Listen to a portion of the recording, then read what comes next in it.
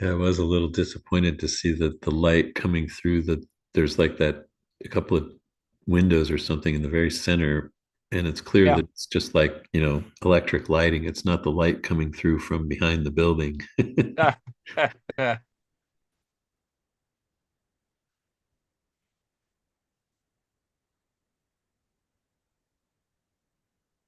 I'm not very familiar with feng shui, but in my mind, one of the principles is like, if you had the orientation of the front door should not mirror the orientation of the back door. Otherwise, your guests Indeed. go right through. That's right. That's right. Absolutely. On the other hand, feng shui theory, well, there's a difference between feng shui applied, I think, to residences and then feng shui as kind of official, you know, government acts. Because I think that's the deal with the way you orient certain cities, like the Forbidden City is clearly oriented to the north. Um, and On the other hand, it doesn't go straight through. So, and then feng shui can always be applied, I suppose, to, your own personal space as opposed to public space. Yeah. Anyway, I think we're ready to go. Yep. All right. Hey there, hi there, ho there. It's God, it's the 18th of March, and I got to get this thing shared properly.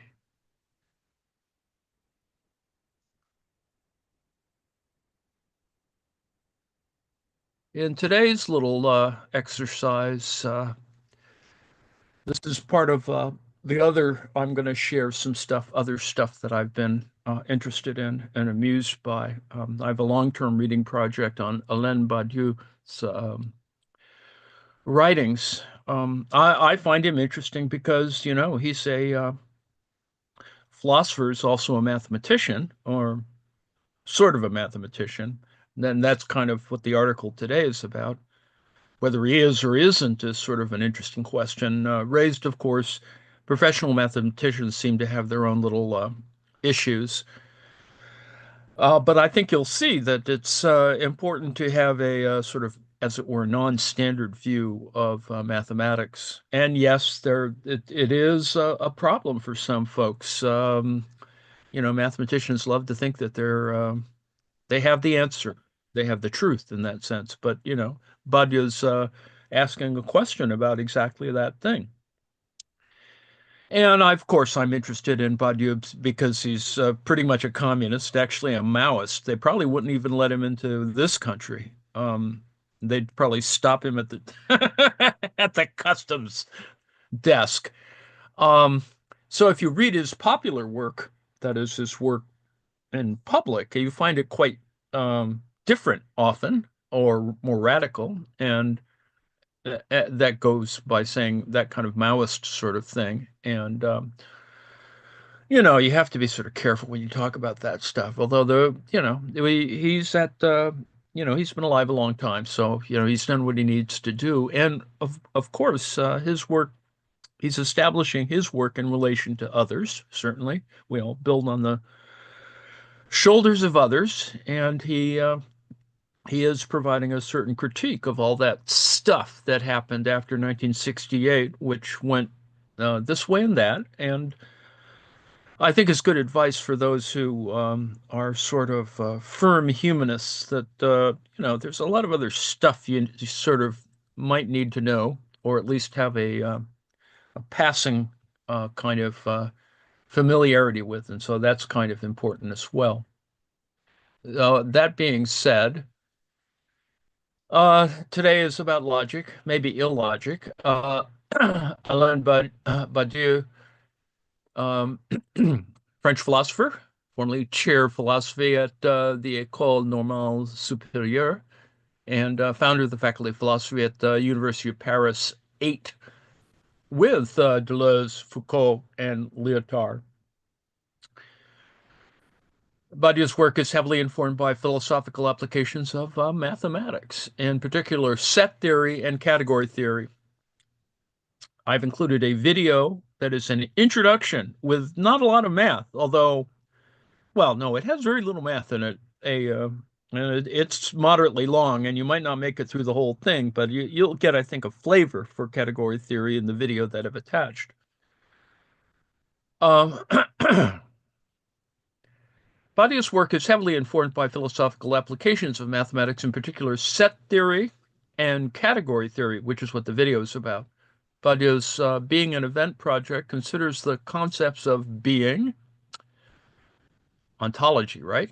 Truth, epistemology, event, and the subject, defined by a rejection of linguistic relativism seen as typical of post-war French thought.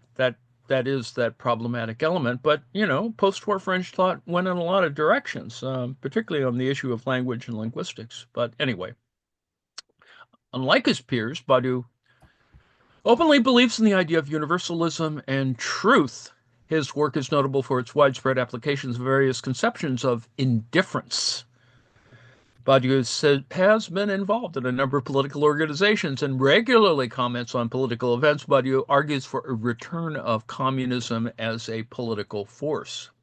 One of the aims of his thought is to show that his categories of truth are useful for any type of philosophical critique. Therefore, he uses them to interrogate art and history, as well as ontology and scientific discovery. Johannes Thumfart, poor guy, argues that Badiou's philosophy can be regarded as a contemporary reinterpretation of Platonism. You can argue that engaging this kind of a set of ideas, and note, of course, that Neoplatonism was important for late Renaissance artwork, among other things, and that Neoplatonism often reappears in a variety of ways, and one shouldn't give up on it or isolate it. It was very essential, for example, that, well, anyway, that's a different lecture, that philology arises at the same time that art theory arises. So, anyway, paraconsistent logic is a type of non-classical logic that allows for the coexistence of contradictory statements without leading to a logical explosion where anything can be proven true. So this is, you're up to the edge.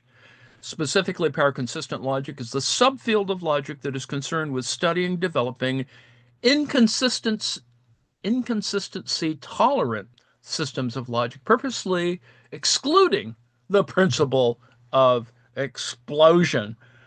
Inconsistency tolerant logics have been discussed since at least 1910 and arguably much earlier, for example, in the writings of Aristotle. However, the term paraconsistent, that is, beside the consistent, was first coined in 1976 by the Peruvian philosopher, yeah, they have them, Francisco Miro Casada Conturias. The study of paraconsistent logic has been dubbed paraconsistency, which encompasses the school of dialetheism. Anyway, and so here's some just brief moments of discussion in the mathematical discipline of set theory. Forcing, this is from the Wikipedia on forcing. Forcing is a technique for proving consistency and independence results. So intuitively, forcing can be thought of as a technique to expand the set theoretical universe V, as in Victor, to a larger universe V bracket G by introducing a new generic object G. So that has its own interesting set of possibilities. And forcing was first used by Paul Cohen in 1963, and blah blah blah blah about set theory. Descriptive set theory uses the notions of forcing from both recursion theory and set theory. Forcing has also been used in model theory, but it is common in model theory to define genericity directly without mention of forcing. So anyway, and this little point from Heyting, Heyting, algebra. The open sets of any topological space form a complete Heyting algebra. Complete hating algebras thus become a central object of study in pointless topology. That doesn't mean that's not a value judgment on the topology. Rather, it is a topology without points. Anyway, so needless to say that a pointless topology would be applicable in do analyzing space in a certain kind of way. So, for example, in positive spatial autocorrelation, there's points and then there's points. Anyway, and a brief little comment here, because it is very brief on the internet, particularly, for example, in Wikipedia, on the mathematical manuscripts of Karl Marx, and they do exist. They're quite interesting. There's an 800-page book on this written by a guy in India. It's pretty intense. Not that I advise you to read it necessarily, or it's a little hard to get through, but it's a manuscript collection of Karl Marx's mathematical notes where he attempted to derive the foundations of infinitesimal calculus from first principles. And note, of course, that, he doesn't get to, he knows something about calculus, but because he's writing during a time where, actually, calculus has been on the minds of a bunch of folks, but he never, Cauchy was operating at the same time, but Marx never gets there. This falls into the same category of why didn't Marx have a job at the University of Manchester? So all that other counterfactuals. So there are four independent treatises on the concept of derived function, on the differential, and the history of differential calculus, and Taylor's theorem, Maclaurin's theorem, and Lagrange's theory of derived functions, along with several notes, additional drafts, and supplements to these four treatises. In other words, you can see that Marx wasn't just sort of fiddling around. He's doing more than fiddling around with the math. These treatises attempt to construct a rigorous foundation for calculus and use historical materialism to analyze the history of mathematics. Marx's independent contributions to mathematics have been analyzed in terms of both his own historical and economic theories, and in light of their potential applications of non-standard analysis. So that's the whole business here with looking at Badiou. Joseph Dobbin speculates that Marx's developments in calculus may have also contributed to an interest in non-standard analysis among Chinese mathematicians. So you can see that, in the history of China and the consistent history of communism in China, that Chinese mathematicians would go, well, Marx was writing about this stuff, and we should get this down. Similarly, I think there's an entire body of work that doesn't get enough attention or gets attention badly in the difference between Chinese and non-Chinese scholarship. But anyway, that's another story. Similarly, it's a kind of difference between Chinese and Japanese scholarship on Marx. But anyway, Badiou's logics, math, metaphor, and almost everything. Vladimir Tassi is at, I think, still at perhaps the University of New Brunswick, which is in Canada. I guess it's the Maritimes, and wrote he's a mathematician, or he works in the mathematics and statistics department. So this is written. It has no math. There's no equations, so you don't need to freak out. No numbers. He's writing about Badiou, and it's a 2017 article, and I think it's pretty useful for an introduction. And as with most things, I have to read them many times, and so and it's a 25-page thing, so I'm not going to get to the end, but I'll kind of breeze through it so that perhaps you get a sense of why Badiou is important and useful for the things that I've been yakking about for a while now. That is, how is it that we can talk about space? How is it that we can talk about disruption in space or things that are disruptive in space, which are not the same thing? And why is it that we can have mathematical and ultimately statistical or probabilistic elements that help define those things which I've been fiddling around with? That is, subsumption, sublation, indexicality, valorization, uh, catastrophe, all of those things.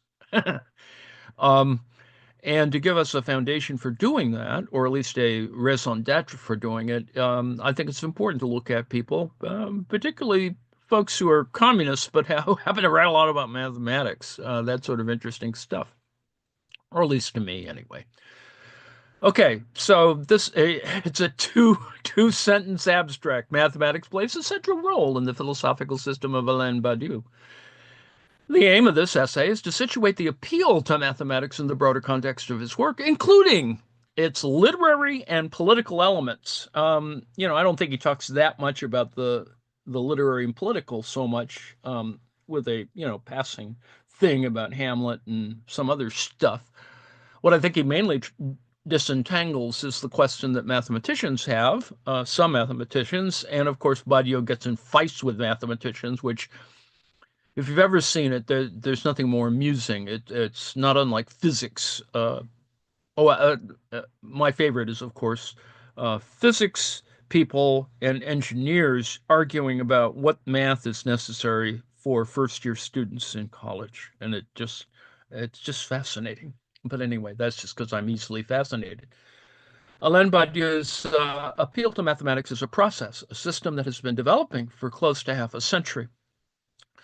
Although there's an overarching mathematical theme, the system is too expansive and variable to admit a simple description. I focus here on a few questions that relate to the role of mathematics in his later work as presented in the Logics of World. So, he's not doing all of the different things, but there are a couple of books that are very intensely mathematics, and in some of the relevant but less formal initial mediations. I felt I had to let the text, this is Vladimir, of course, unfold or digress, following the multiple logics of its subject towards extra mathematical considerations, literary, artistic, political, from which Badiou's work cannot be fully separated. In the first part of this incomplete record of my attempts to understand the position and significance of mathematics in Badiou's philosophy, questions arose about the choice of the formalization that accessed the mathematical framework of being an event. Being an event is his big, it is his book. It'll be probably a century from now, the kind of thing where you have to assign them to students and stuff. It's not that way now, but it certainly has that kind of Heideggerian presence or whatever. At that stage in the evolution of Badiou's work, ontology is identified with set theory, which is in turn presented in the ZFC. That's so what's it? It's a logical thing, a theoremization or axiomization. Although other choices are possible, the question of principles guiding this and other selections of the axiomatic system and foundational backdrop or framework, mathematical and non-mathematical examples, terminology and style is not the only one that could be discussed. Highlighting this particular set of problems also represents a choice, a decision, this time on my part. Other questions necessarily arise in a philosophical system of Hegelian scope and ambition. The question of the choice of formal framework, however, seems to me central to any discussion of the role of mathematics in Badiou's Logic of Worlds, also known as being and event. I found it best to approach the problem indirectly and let it emerge from other questions that could or should be of interest to mathematicians. So note that this particular little work, even though it's published by in the context of liberal arts, that is, it's part of a collection published by, or it's an article published by a journal of humanistic mathematics, just to give you a sense of why I do this and probably why it was selected, because it does bridge, as I've tried to suggest, science and humanities does need it needs more bridges, much like Königsberg. Anyway, a possible starting point is an unusual and important invariant of Badiou's system. Despite its transformations and development over the years, it features extensive technical discussions of mathematics, that is, formal deductive systems in his book, The Concept of Model, set theory and the theory of forcing in Being an Event, topos theory, or fragment thereof, in Logics of Worlds. So 3 books, huge reading project. Particularly since they're originally published in French, and what we have are translations, and that's always another issue, as we've looked at in our weekly reading of Marx. Whatever else might be said of this, it's clear that Badiou's love of mathematics, or of certain aspects of mathematics, has generated genuine interest in the subject, enthusiasm even, in surprisingly diverse academic locales. I recently saw him give a talk on basically the construction of reals, that is, real numbers, reals to students and professors of Comp Lit at NYU. The mathematical community did not rush to reciprocate with a comparable level of attention. It's a safe guess that most of Badiou's readers are not mathematicians. Indeed, Badiou occasionally deflects critique by questioning the mathematical competence of his opponents. Well, that we can say that's ego or narcissism or something, but um, he's just, he's more widely constructed in that sense. Thus, referring to a critique of his references to mathematics, he remarks on the blatant insufficiency, to my great regret, of the purely mathematical competence of my critics, and notes that often his adversaries, who are very numerous, often ignore the mathematical and logical apparatus used in my philosophical constructions. Now, while there are still only a few detailed mathematical analyses of Badiou's major works, not unlike Marx, several reviews have appeared in recent years. I assume that this relative scarcity of commentary, relative that is to the volume of Badiou's philosophical output, is at least in part due to the familiar reaction. References to mathematics by a contemporary Parisian philosopher tend to be mechanically filed in the nebulous category of nonsense. Yes, non-dash sense. On the other hand, caution is understandable and cannot be entirely attributed to the proverbial philosophical reluctance of the working mathematician, quote unquote. For example, some of the main concepts in Being an Event invoke the theory of forcing, which, although a major achievement of 20th century mathematics, belongs in a relatively narrow field of specialization that many, myself included, would rather leave to the experts. Two questions immediately rise in this context. First, there's the question of Badiou's grasp of mathematical methods and the correctness of his retelling of well-established arguments. That is, he does not prove new theorems, which is, sort of the raison d'etre in some ways. The second interpretation of the technical results he adduces, that is, the question of consistency of the philosophical interpretation internally and with the raw mathematics cited. These aspects of Being an Event were studied by the logician Maciej Maliki, Maciej Maliki, who expressed reservations about the key concepts Badiou adopted from mathematics or mathematical logic. Their mathematical structure and their implications for Badiou's philosophy turn out not to meet expectations. They're ill-designed, and this leads to mathematical inconsistency as well as philosophical consequences that contradict Badiou's intention. That's a little bit far. But far from rejecting the philosophical substance of these categories, I claim that their mathematical content may serve as an inspiring metaphor or analogy. But this metaphor has clearly defined bounds of meaningful interpretation. For example, Maliki concludes after a thorough analysis that two of the key math themes, M-A-T-H-E-M-E-S, a math theme, of Badiou's Being an Event, the unnameable and the indiscernible, are built out of mathematical concepts that do not fit together. Moreover, their properties are not as Badiou claims. Now, corrections are required, possibly major ones, at least in the system presented in Being an Event. Now, in subsequent private correspondence with Maliki, Badiou acknowledged these critiques and claimed he would be able to provide appropriate corrections. Until this happens, if it does, one can only suspend judgment on the philosophical claims built upon these mathematical concepts and supported by an appeal to the mathematical criteria of formal rigor. It is the case, of course, that if you look at, for example, the Stanford Encyclopedia of Philosophy, Badiou is still, relegated to footnotes. So, he hasn't made it to the big time yet, or whatever. There is, however, an additional complication. Even Badiou has taken at his word that serious omissions noted by Maliki can be corrected. The corrections may have broader implications, in this case philosophical, which could affect the entire system. Thus, the question of interpretation and selection of the mathematical background remains, and in a sense becomes more acute. Maliki's conclusion makes this crucial point.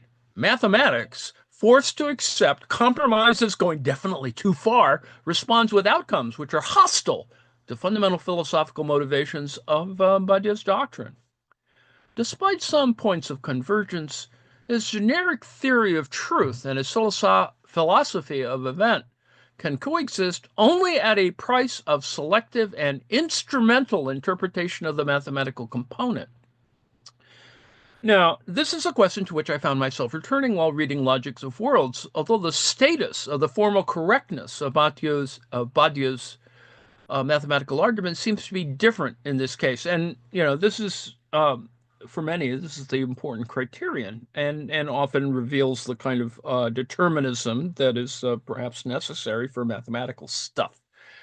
Badiou's preparatory notes and studies of topos theory, T-O-P-O-S, topos theory, have been published separately as a mathematics of the transcendental and have been reviewed by mathematicians. A review by the category theorist Colin McClarty is unequivocal. Quote, much in the present notes, though, is mathematically proffered theorems, proofs, and exercises in category theory. Bellicose critics will be sorry to learn that these are correct. Ha! Unquote. Since this essay is primarily concerned with the system presented in the Logics of Worlds, the question of correctness will not be central in my discussion. However, the questions of choices, selections persists. Badiou looks at a limited and logic-oriented part of the subject, McClarty observes, and adds, this raises a puzzle. Why treat only the localic case? It is much narrower than the general case and not much simpler. The restriction has been sharply and acknowledgably criticized by Velati. And there's an article on Velati that critiques that is referenced in this particular article. An analogous puzzle is raised by Andre Bauer. Is it really necessary for Badiou's philosophy to use precisely toposes and not some other kind of categories? It looks like most of the philosophical analogies would still hold in a more general setting. Similarly, why should the study of the transcendental be limited to frames? So there is a kind of connection to the real world, ultimately, that is important by looking at Badiou. Politically speaking, he's not totally tied up in the math. He really wants to say, well, pursuing all this stuff has a reflection on the actual world, a material world. So there is materialism at work here. Antti Velati's article, to which McClarty refers, is too technical to describe here. Yeah, it's got a lot of math, but reveals similar difficulties that arise from the choice of the mathematical framework of Logics of Worlds by Badiou. The key point for the present purposes, a point to which I return, is that, despite references to topos theory, Badiou selects a framework that does not represent a radical departure from set theory. Badiou's own topos theoretic formalism, however, turns out to be confirmed only to a limited set theoretically bounded branch. Now, before I attempt, that the author here, to speculate on the possible reasons for choosing a more restrictive mathematical setting, let me quote the conclusion of Bauer's review. That is, I shall not criticize a philosopher for not knowing everything when he expended an amazing amount of energy to build not one, but two bridges from his land to mine. I am impressed by the lucidity of Badiou's remarks on the philosophical significance of category theory, especially in relation to set theory, because they're not identical. There's a relation, but they're not identical as much as people might like to make that. And I invite philosophically minded mathematicians to be so too. Such a sentiment has fueled my attempts to understand the role of mathematics in Badiou's work. But the puzzle noted by McClarty and Bauer and by Velati in more technical terms remains unresolved. Why restrict the mathematical framework? Although it sounds plausible that he, like most working mathematicians, could not master everything that category theory has to offer, there is also evidence that he, in fact, did consider a more general framework and decided to not use it. Now, is that a resistance of totalizing? That's sort of an interesting question. The remainder of this article will therefore be concerned with attempting to unravel this puzzle of why. It's useful to recall part of Maliki's assessment of Badiou's appeal to set theory enforcing in being an event, quote, selective and instrumental interpretation of the mathematical component, unquote. A discussion of Badiou's interpretive operations and his extraordinary glossing of selected fragments of mathematics seems inevitable. The method consists of adding a rich philosophical layer to set theory, putting one thing on top of another thing, and later topos theory, or a special case of it. Interpretive and metaphorical elements of this procedure are, in theory, not entirely uncontrolled. But even if this is not taken for granted, the limits of such an application of mathematics are not clear. If mathematical selections and their metaphorical overlay are somehow instrumental, that presumes a goal or at least a motivation. So there's an intentionality in doing this, and mathematicians would go, well, you didn't go for the jugular, you didn't make it general, you didn't do this and that and the other thing. So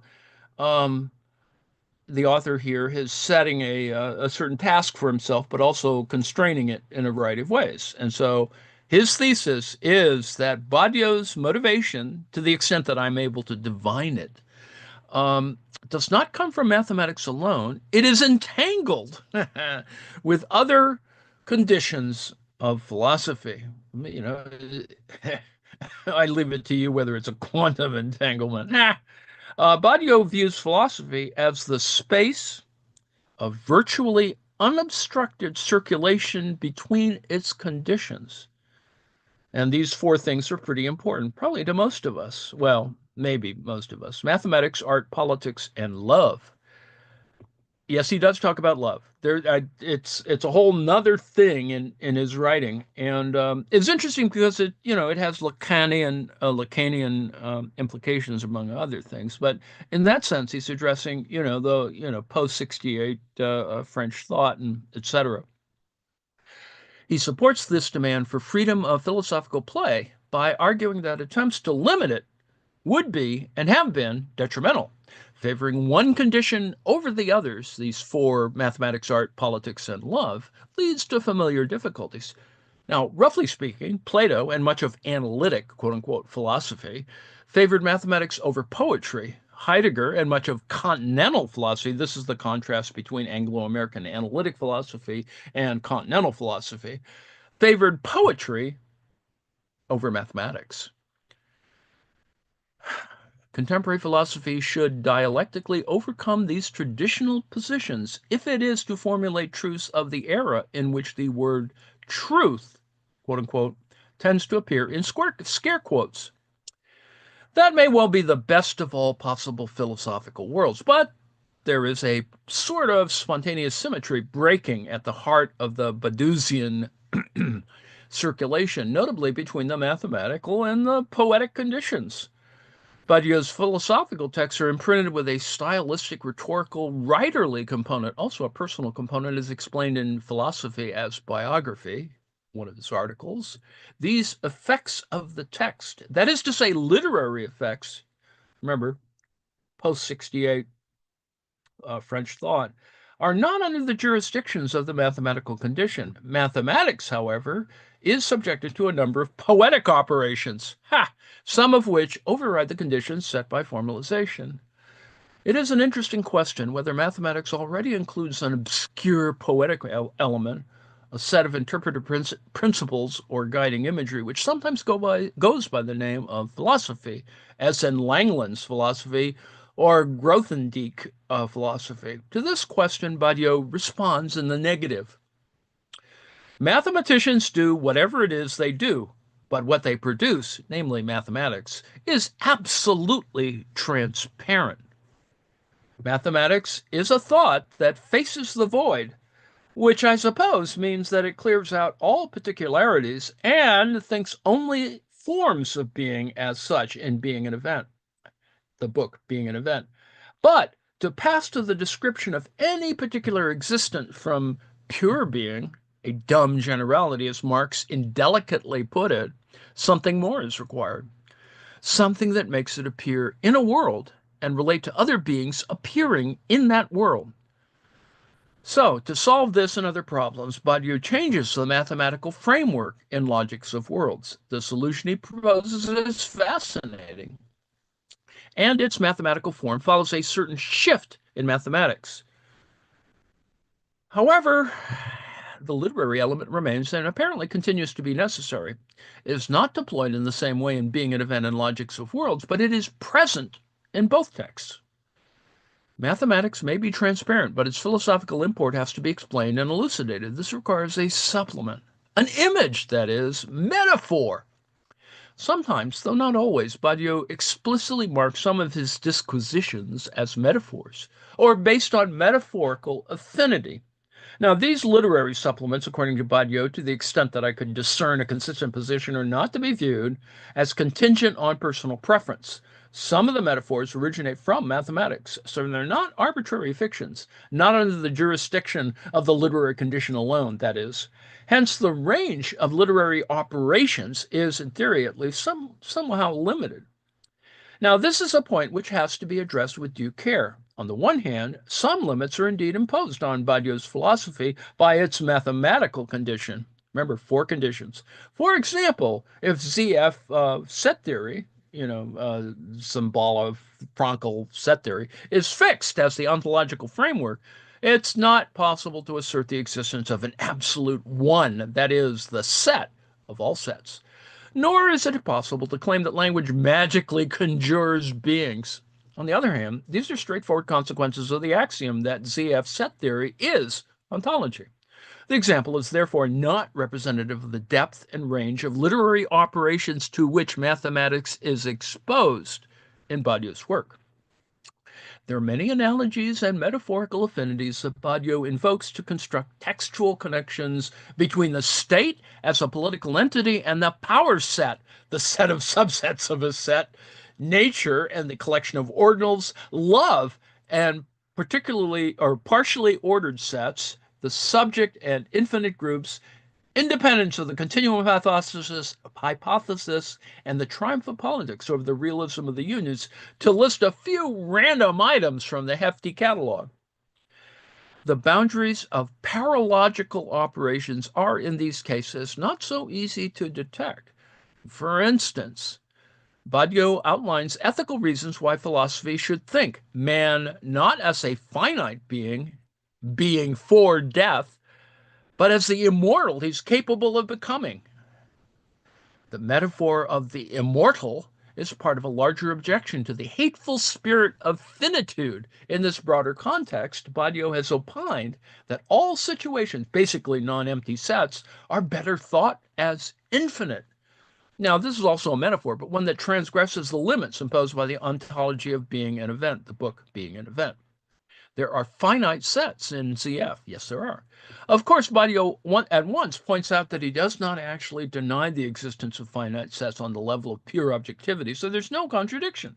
Rather, what happens in this case is that the political condition of the war on finitude joins forces with the poetic condition to override the mathematical condition. So this is a combination of those four conditions. That is only an example, but it appears to belong to a category of similar examples that cause difficulties with determining the precise conditions that are involved.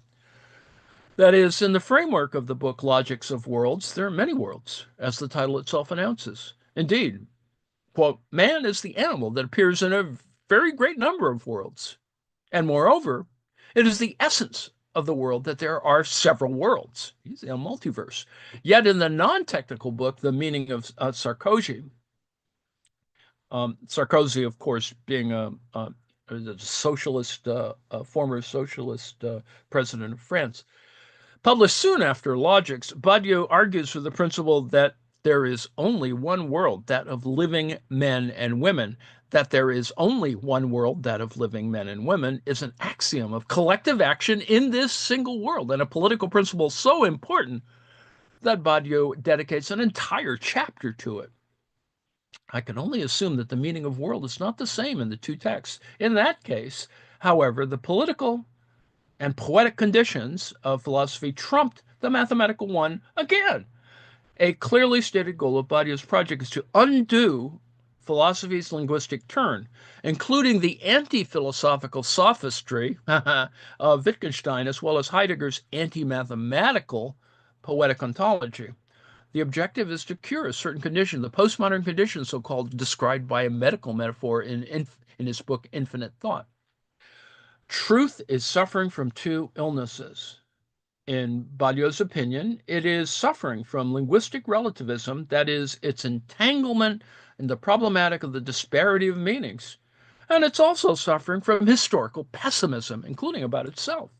Unquote. In the same lecture, he notes that something has to be done. The world is asking something of philosophy, although it may be a hazardous intervention. The problem is knowing whether this illness is mortal or not, knowing what the diagnostic is, and knowing whether the proposed remedy is not, in fact, as is often the case, exactly what will finish off the patient.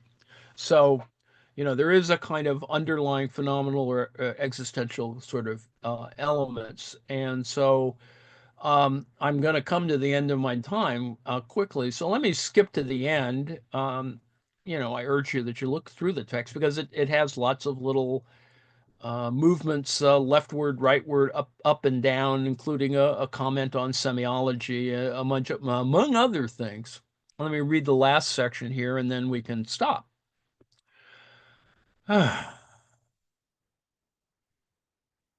Let's see.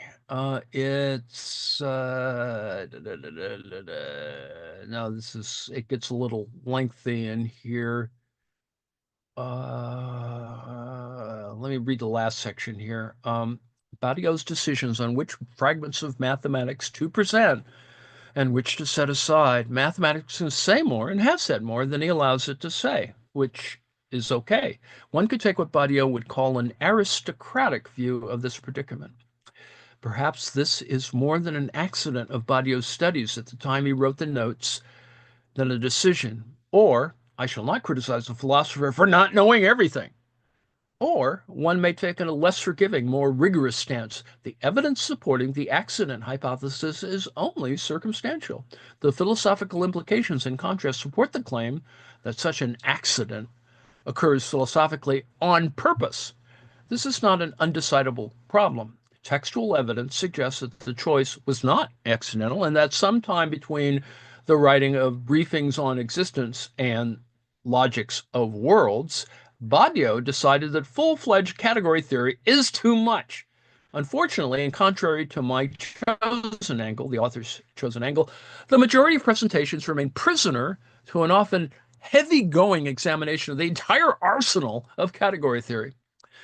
Accordingly, after having located the philosophical fragment that interests me, emphasis mine, prisoner is Badiou's, it seems somehow disingenuous to conscript mathematical thought as an ally, only to dismiss parts of what this thought thinks as though it were an annoying technicality. But it's not a question of sincerity. It is, rather, a philosophical question of fidelity.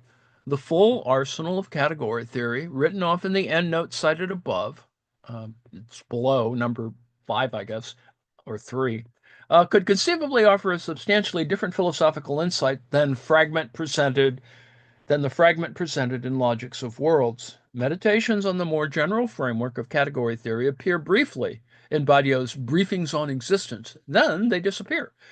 The mathematical material did not fit the philosopher's chosen angle. I may be too sensitive to the ideology of academic and bureaucratic décideurs who are interested only in what, at a given moment and from their chosen angle, appears to be useful.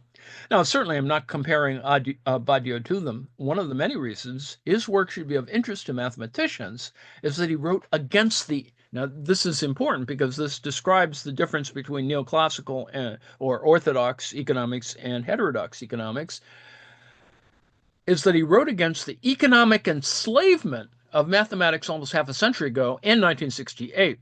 He spent the intervening decades developing a system of thought in which formal innovation in arts and sciences alike is an ethical and political task. Indeed, it is.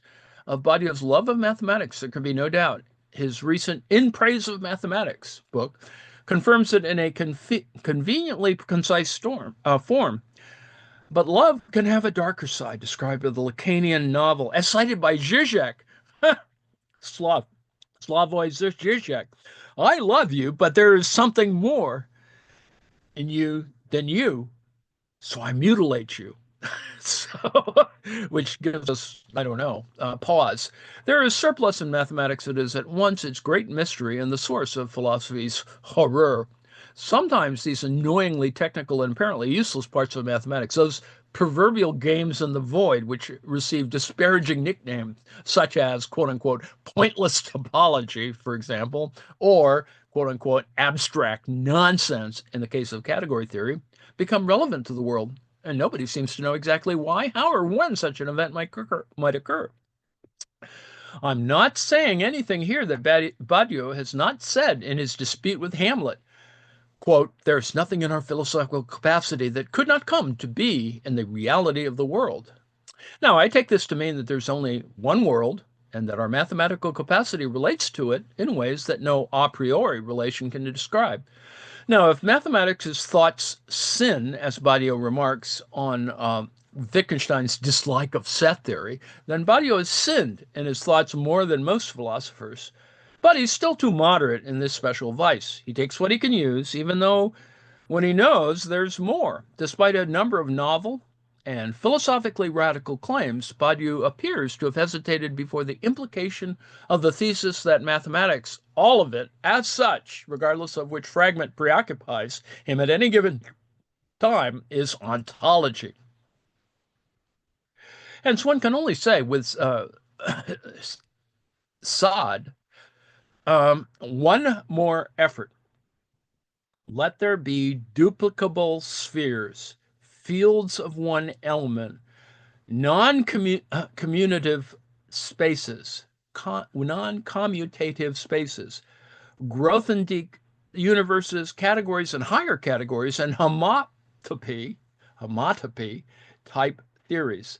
Let 100 flowers blossom. There's always, there could be, being an event. Badiou's Métaphysique du bonheur réel, where mathematics is related not only to happiness, but to beatitude, suggests that the next stage of his system may call upon the mathematical frameworks of paraconsistent logics, which I defined way up at the beginning of my little yammering here. One can only hope that this framework will help further illuminate the fascinating interplay of philosophy's conditions, particularly of mathematics and metaphor. So,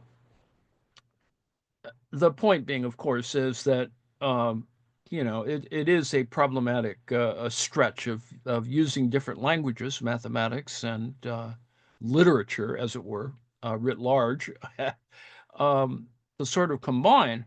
But it's not impossible, and I think it's important to sort of see where they do overlap, where these worlds, as it were, intersect, and that's kind of, I think, the process here. Because if you look at something like, for example, indexicality or valorization, you're certainly talking about a multiplicity of possible areas of discussion. And that looking at the intersection may be, in fact, quite useful. And one way of getting at the problem, not the only way, but one way of getting at the problem is not so pointless, or it's pointed in different ways. Anyway, point that somewhere else. So, there are a couple of footnotes and references, and which are good references, some really excellent ones, and a couple of really cool articles. So I hope you'll be amused by that, by today's little yammering. I've included a video with a fairly recent one of Badiou and one, I think this is the Kenneth Reiner. I think this is one that was done at Cambridge or Oxford or something. Um, and Also, as I said, a video that is a relatively simple introduction to category theory. So that's kind of what we're doing here. Let me see if there are any. No, there were no comments, so I will stop share and return us to our regularly scheduled program.